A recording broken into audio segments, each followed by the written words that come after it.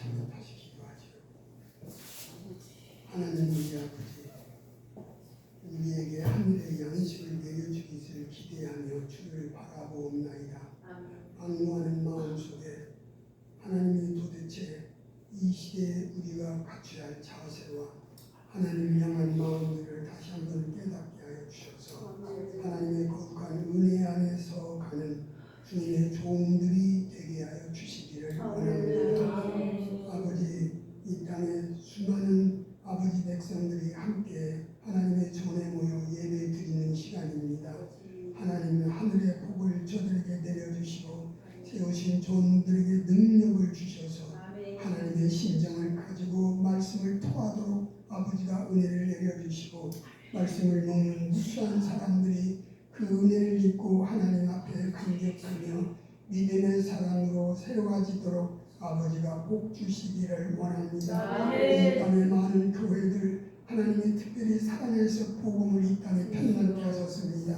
저들을 하나님이 기억해 주시고 이 민족을 하나님이 기뻐한 도구로 쓰셔서 온 땅을 복음화시키며 하늘의 일을 역사를 감당할 만한 이 민족이 되게 아버지가 은총을 내려주시며 특별히 아버지 이 민족에 중대한 아버지 사람을 뽑는 일이 있습니다. 믿음의 사람들 도대체 누가 하나님 마음에 맞는 사람입니까? 그런 사람이 없습니다. 하나님 불쌍히 보시고 필요 적절한 사람을 세우셔서 이 땅을 감당할 수 있도록 아버지가 복 주시기를 원합니다. 오늘도 주님 부족한 종이 주의 말씀을 강론하고자 섰사오니 주님이 힘을 주시고 잘 전하게 하고 잘 깨닫도록 역사하여 주시기를 구하옵나이다. 우리 주님 예수님의 이름으로 기도하옵나이다. 아멘.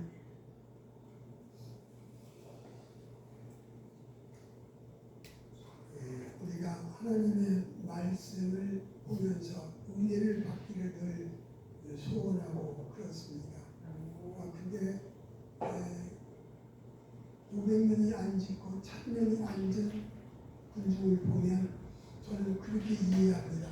하나님의 은혜가 하늘에서 내려서 그냥 가는데 그냥 가기도 하고 누가 어디는 머물기도 하고 어디는 깊이 은혜 속에 들어가기도 하고 교인을 보면서 어떤 날은 예를 들어서 보면 백종현이라는 장로가 있어요. 그런데 그가 말씀을 듣는데 막 입이 벌어져요.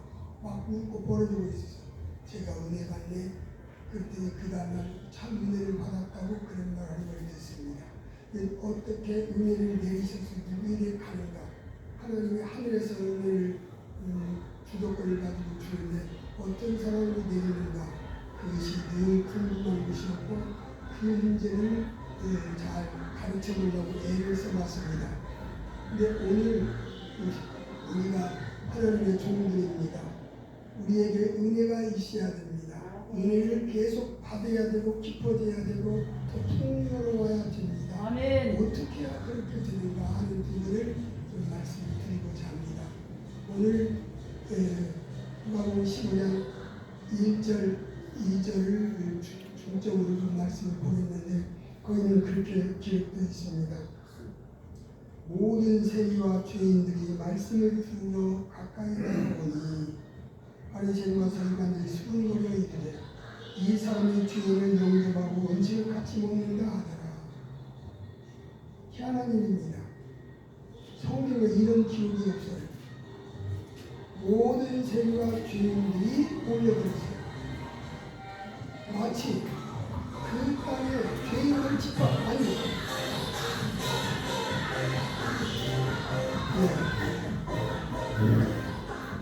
그 사람들은 저 사람들로 자기들이 있고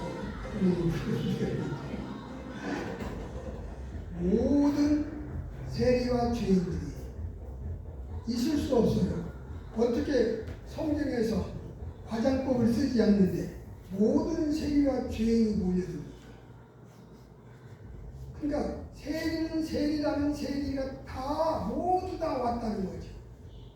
죄인들 그들이 몰려왔다는 것입니다. 여기는 두 가지 역사가 있습니다. 하나는 하나님께서 그들을 몰려오게 했고 하나는 자기들이 몰려왔고 거기에 모든 세리와 죄인들이 몰려왔습니다. 그럴 수 없거든요. 특별한 날, 이날이 무슨 세리들 회합하는 날입니까? 이날에는 세리들이 안 모이면 벌 받습니까? 왜 이렇게 세리들이 몰려왔어요? 그날은 세리들아 내 말을 들으라 그래서 왔습니까? 보통 그들이 몰려오는 것은 이적을 보는 것, 희한한 능력을 보는 것, 아니 자기 인척 누구나 아는 사람이 병드는 것. 그래서 그 사람들을 보려고 나왔고, 또는 예수님의 말씀에 대한 기대를 가지고 온 사람들도 있었을 것입니다. 네? 근데 오늘 본문을 보면 그들이 왜 왔습니까? 말씀을 들으러 나왔다는 겁니다.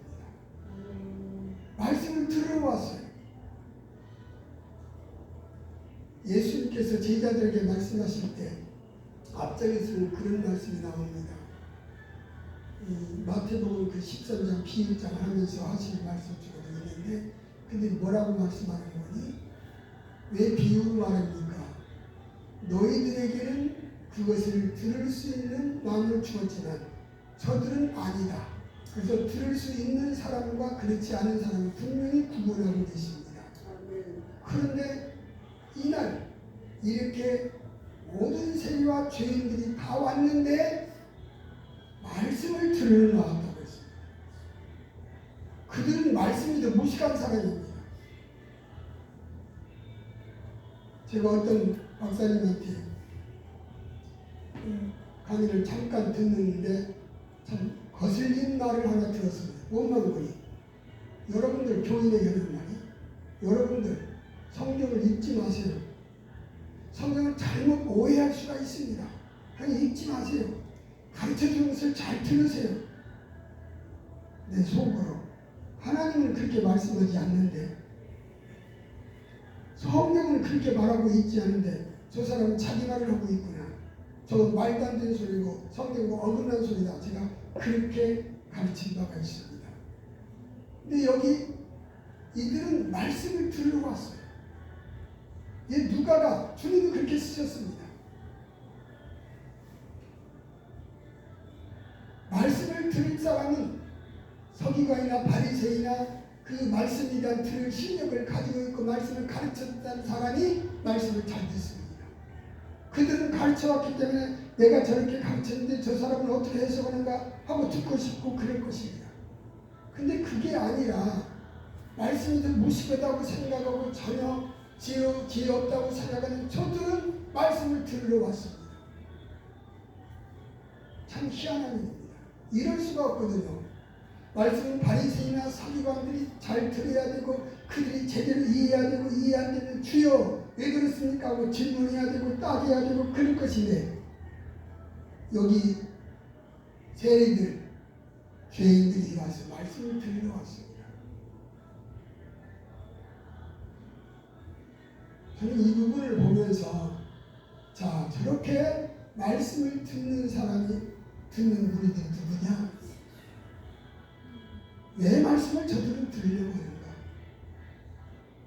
물론 우리는 하나님의 주권을 늘 믿습니다. 그래서 하나님께서 저들에게 말씀을 듣고 싶어하는 마음을 주어서 몰려왔다 그렇게 말할 수 있지만, 그들 스스로 가슴에서 말씀을 듣고 싶다는 마음이 있어서 저들이 나왔던 것입니다.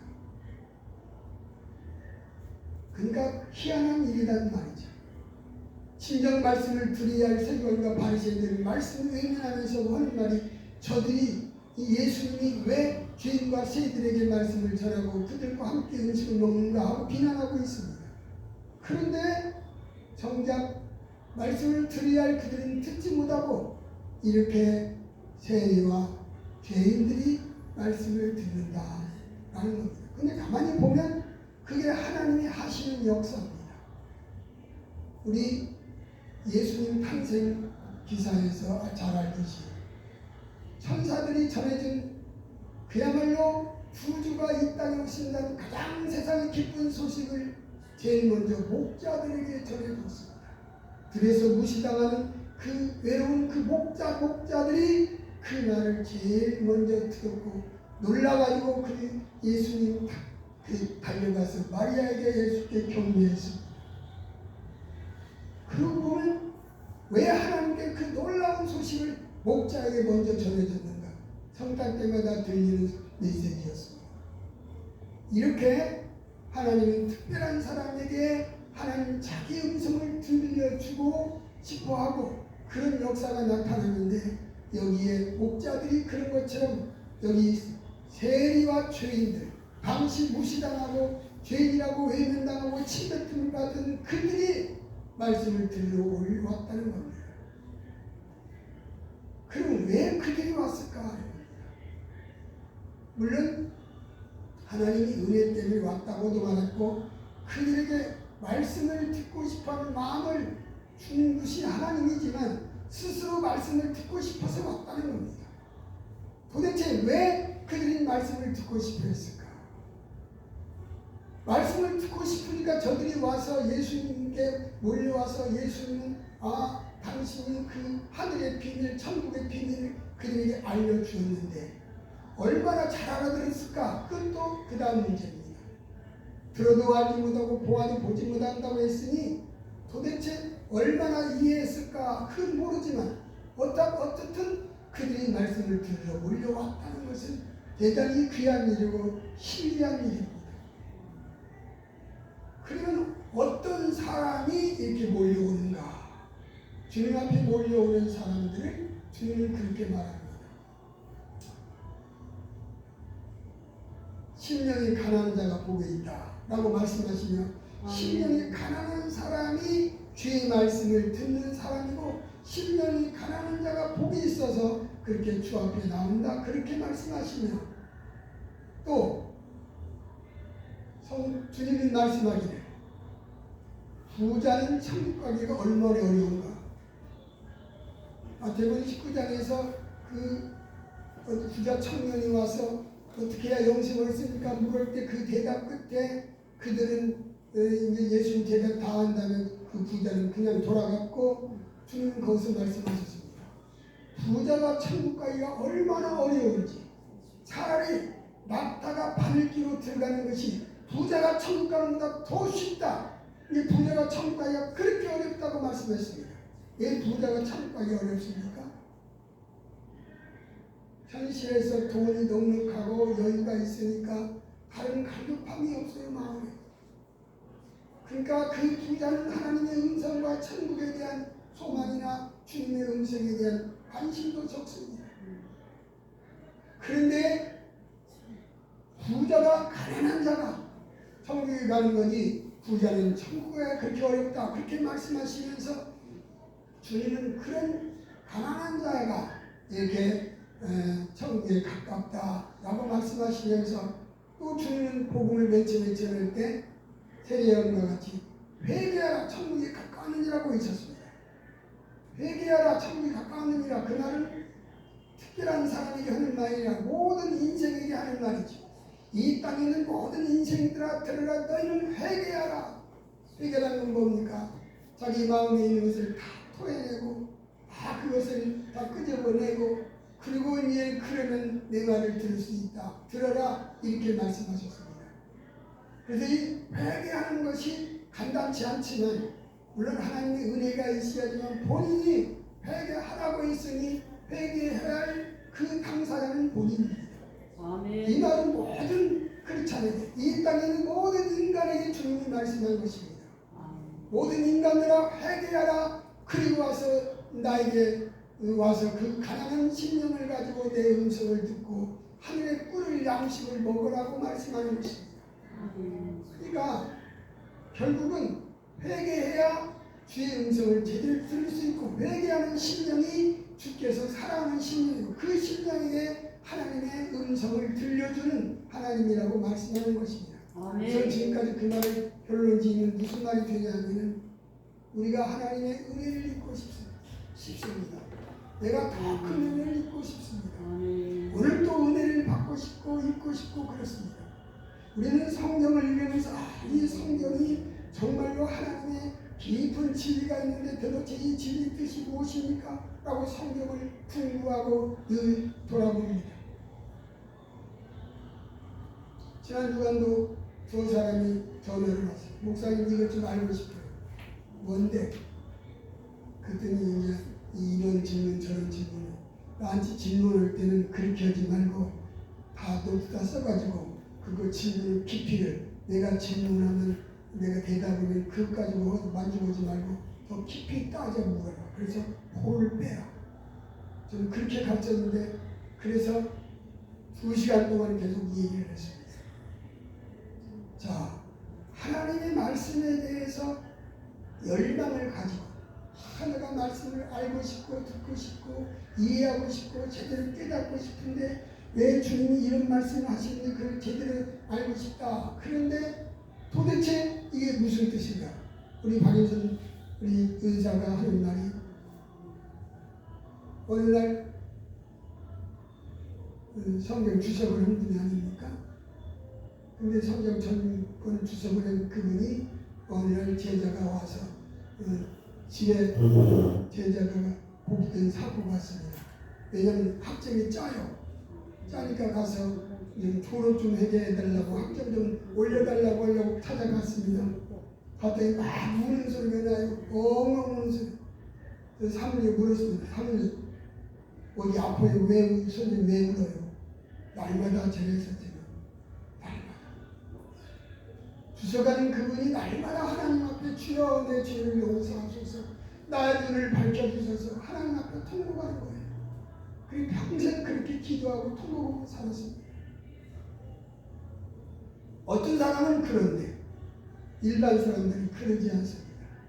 괜찮은 것 같고 아무렇지 않은 것 같고 그러나 하나님 앞에 회개하는 심령이 있어야 정말 하나님을 앙모하는 마음이 있어야 하나님 앞에 절박하게 간구하면서 통곡하면서 내가 주의 말씀을 알고 싶습니다 라고 해야 하나님이 알려주고 보여주고 그런 사람에게 하나님이 앙모하는 그 심령에게 은혜를 내리는데 그렇지 않고 배부른 사람 괜찮은 사람 내가 이 진리를 알면 좋고 모르면 모르는 대로 하죠. 그런 사람에게는 아니다는 겁니다. 그래서 하나님 앞에 엎드려 통곡하면서 주여 주의 말씀의 의도가 무엇입니까? 왜 이렇게 이 말씀을 이렇게 썼죠?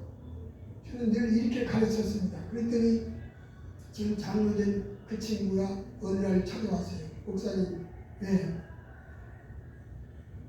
있느니라. 왜 있느니라는 말씀에 무슨 뜻이 있습니까? 있느니라고 했잖아. 있느니라 그 말에는 깊은 뜻이 있을 것 같은데 잘 모르겠다. 그래서 물어보러 왔어요. 늘 배우니까 하나님 말씀의 깊이와 넓이와 높이가 얼마나 크고 놀라운가 그걸 늘 알고 싶어하는 마음을 갖는 것이 당연하다 보니까 있느니라는 것이 도대체 무엇인가 그렇게 묻는 모습을 보았습니다. 지금은 목사 되었습니다만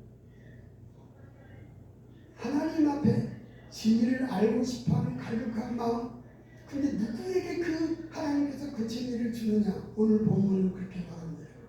그렇게 많은 사람이 있는데 말씀을 들으러 나오는 우리가 어떤 사람이냐 보니까 물론 앙모하는 사람 주님을 찾으러 그렇게 앙모하는 마음이 필요한 것도 사실이지만 특별히 저는 야고보서 6장 4절의 이하의 말씀 하나님께서는 교만한 자를 물리치시고 겸손한 자의 은혜를 베푸느니라.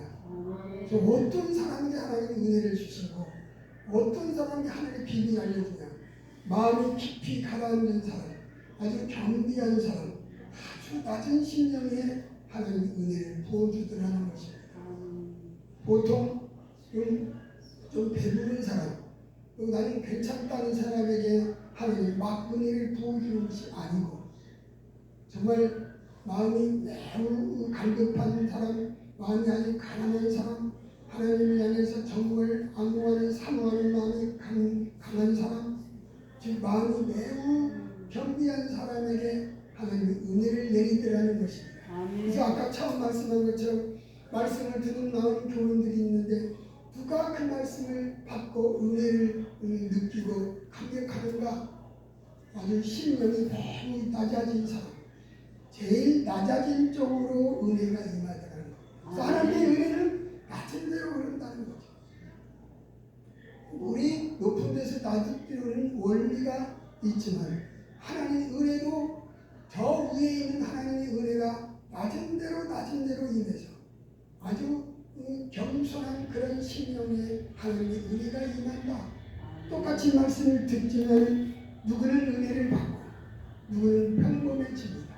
그건 얼마만큼 그 마음이 밑으로 가라앉고 가난해서 사모하는 마음, 안구하는 마음, 간절한 마음 그에 있어가지고 하나님을 향해서 나가느냐, 그것이 하나님께 은혜를 내리는 그런 사람이라는 것입니다. 그렇기 때문에 우리가 은혜를 늘 받기 위해서는 동일한 말씀이지만 내가 은혜를 받으려면 내 자신에서 깊이 내려가야, 더 깊어져야 내 마음이 더 가난해지고 내 마음이 더 곤고하고 내 마음이 더 누구보다도 더 낮아질 때에 하나님의 은혜가 임한다는 것입니다. 그러면 도대체 어떻게 해야 마음이 낮아지는가?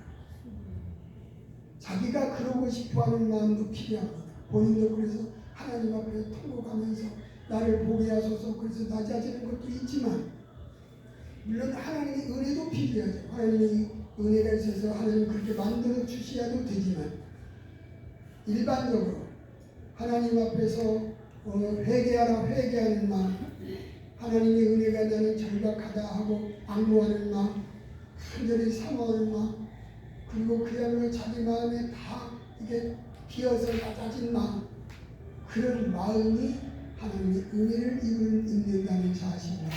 그러므로 우리가 이 마음 관리를 하는데 하나님의 백성들은 마음 관리가 제일 중요한데 그 마음 관리를 하는데 자기를 가장 낮추는 방법, 자기를 가장 저 밑으로 내려앉게 하는 방법, 자기를 저 아래로 처지게 하는 방법, 그것이 하나님 백성에 대한 중요한 은혜 받는 방법이라는 것입니다. 자기 마음이 그만이 높아지면 은혜가 흘러가버립니다. 전혀 은혜가 머물지는 못해요. 자기가 아주 낮아지고 더 낮아지는 것입니다.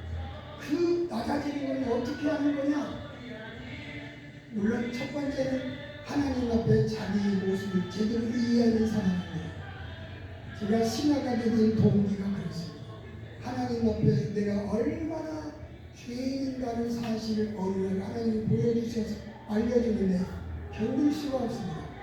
통곡하면서 내가 그런 죄인이다니, 어릴 때부터 착하다 선하다 말 듣고 칭찬 듣고 그렇게 늘 살았기 때문에 그런 마음이 매우 부족했습니다.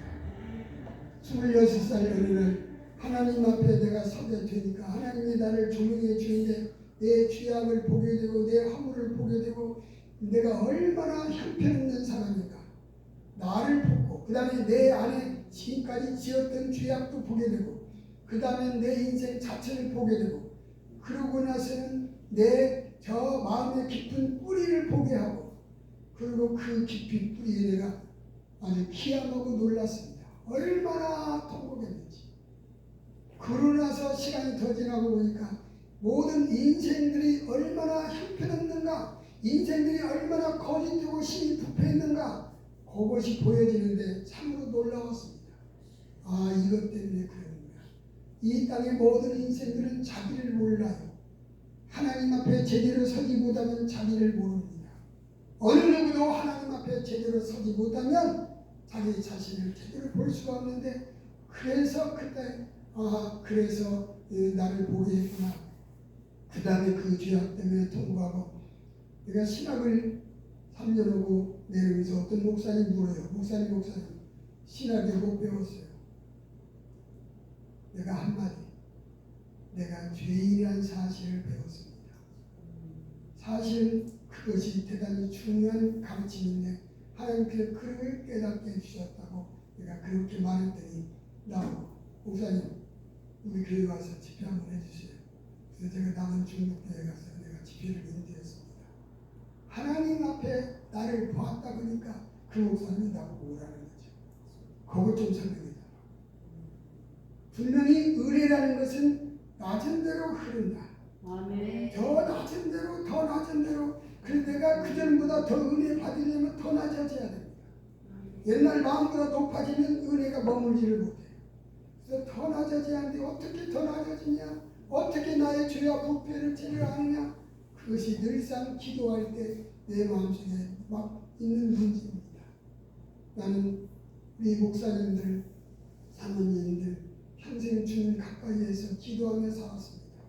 하나님 앞에 얼마나 통곡 많이 했습니다. 교회 때문에 통곡도 했지만 자기 자신 때문에 자기 내부의 그 안타까움 때문에 얼마나 통곡을 많이 했습니다.